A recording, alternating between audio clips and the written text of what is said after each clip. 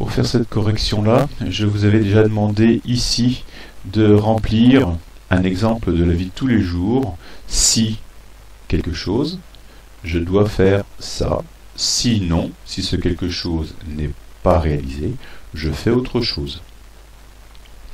J'ai eu plusieurs exemples. Les exemples les plus courants que j'ai eus, c'était s'il fait beau, je prends ma casquette. Sinon, je prends une écharpe, par exemple. Ou alors, s'il pleut, je prends mon parapluie. S'il ne pleut pas, donc, ici, je prends ma casquette. Ça peut être ça. Si tu as fini tes devoirs, tu peux regarder la télé. Sinon, tu les finis. Ça peut être une phrase de cette sorte-là de la vie de tous les jours. Alors, le si, là, quelque chose, c'est ce qu'on va appeler une condition. Si cette condition-là est résolue, si elle est bonne, on fait ça. Si elle n'est pas bonne, on fait ça. Donc, c'est ce que j'ai essayé de détailler ici. Action 1, la condition est bonne, je fais ça. La condition n'est pas bonne, on fait ça. La condition est fausse. Elle n'est pas réalisée. Voilà, je peux le mettre comme ça. Alors là, c'est un exemple lié au mbot. Si c'est noir et blanc, je tourne à droite. C'est une synthèse, on l'a déjà vu dans le film précédent. Et puis sinon, j'ai mis un sinon, mais c'est pas obligé. Il fait un son et il s'arrête pour signifier que ça ne va pas.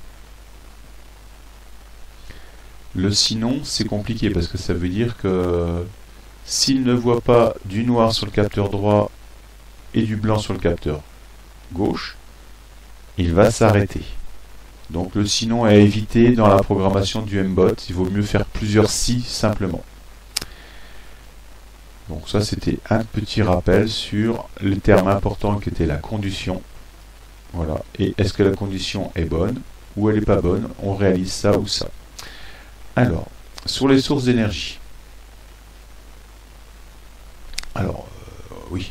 Ça, c'était la traduction graphique des, je dirais, M-blocs.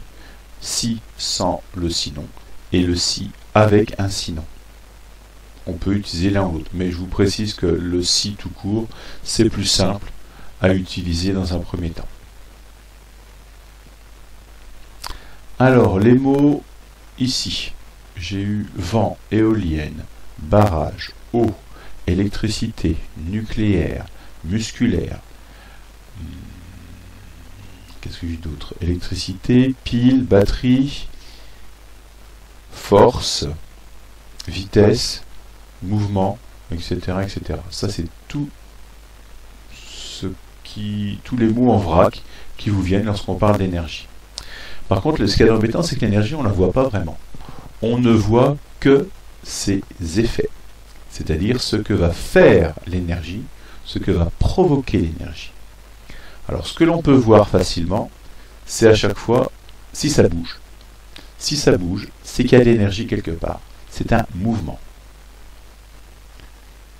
Si ça chauffe, c'est qu'il y a aussi de l'énergie quelque part. Forcément. Si cela fait de la lumière, il y a de l'énergie. Et enfin, si ça fait un son, c'est aussi qu'il y a de l'énergie. Donc voilà les 4 mots-clés, je dirais. Après, on peut vraisemblablement compléter, mais on retrouvera toujours le son et la lumière quelque part là-dedans. Reste à compléter ça en cours. Les effets que l'on observe, les objets techniques qui transforment l'énergie, la source d'énergie. Donc ça se lit dans ce sens-là. Une source d'énergie, par exemple, on va prendre simplement la lumière, un truc simple. Source, peut-être l'électricité. L'objet technique qui transforme l'électricité en lumière, bien une lampe, ou une ampoule, ou une LED. Et l'effet que l'on observe, c'est la lumière. La source d'énergie, on va dire le bois par exemple. L'objet qu'il transforme, on pourra parler de cheminée par exemple. Oui. Et les effets que l'on voit, Donc c'est du bois dans une cheminée, ça fait bêtement de la chaleur et de la lumière, les deux. Enfin, pour finir, par rapport au MBOT, la source d'énergie ici du MBOT, ce sont les piles. Transformation 1 qui est réalisée par le moteur. Donc ça devient de l'énergie mécanique du mouvement. Le mouvement est envoyé aux roues. Donc source d'énergie, moteur électrique, moteur roue, et l'effet, c'est tout simplement le mouvement. Voilà, vous avez là une chaîne d'énergie, c'est-à-dire l'énergie qui est transformée plusieurs fois avant de produire son effet. Mais là, c'est déjà bien compliqué. N'hésitez pas à me faire vos commentaires en cours sur les choses qui n'ont pas été comprises et sur lesquelles vous aimeriez avoir des explications. À bientôt.